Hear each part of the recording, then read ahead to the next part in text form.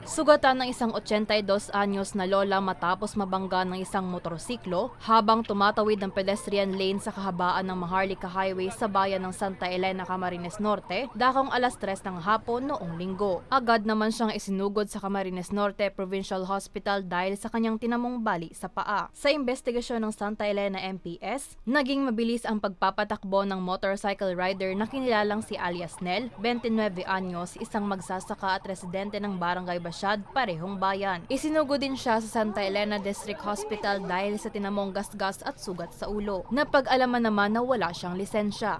Ang katotohanan niya naman po, wala po itong ebidensya. Kasi po, ito po ay member pa po ng manit, di ba? Pagdadagda po, ito po ay AITA. Kaya nga po, pinagsabihan ko po yung nag-aawak sa kanila doon sa barangay nila. Dapat hindi nila ito, kami po ay nagtataka kung bakit, pero po ito na-drive na motor. Kaya po, sinasabi ko nga po doon sa mga ano dito, bakit siya na tinatanong namin bakit nag-drive itong member ng manit, na wala naman na kung saan hindi naman dapat sila nagmamaneho ng motor.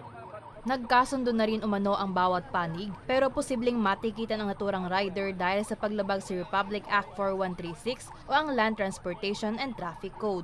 Nanawagan na rin po ako sa ating mga nagbebenta po o sa mga supplier po ng motorsiklo na kung maaari naman po, ito pong mga kaibigan natin, yung pong mga walang lisensya particularly, ay huwag na po natin ibigyan na muna ng motor, huwag natin silang releasean ng motor. At the same time naman din po, doon po sa may mga may-ari ng motor na alam naman natin na walang lisensya yung pinapahiram natin, ay huwag na po natin pahiramin para maiwasan po natin yung mga ganito mga uri ng aksidente. Sa ngayon, nasa kusdiya na ng Santa Elena MPS ang sangkot na motorsiklo para sa kaukulang disposisyon. Para sa mga balitang Tatak, Bicol, El Yanzon. Ito lagi nadaan.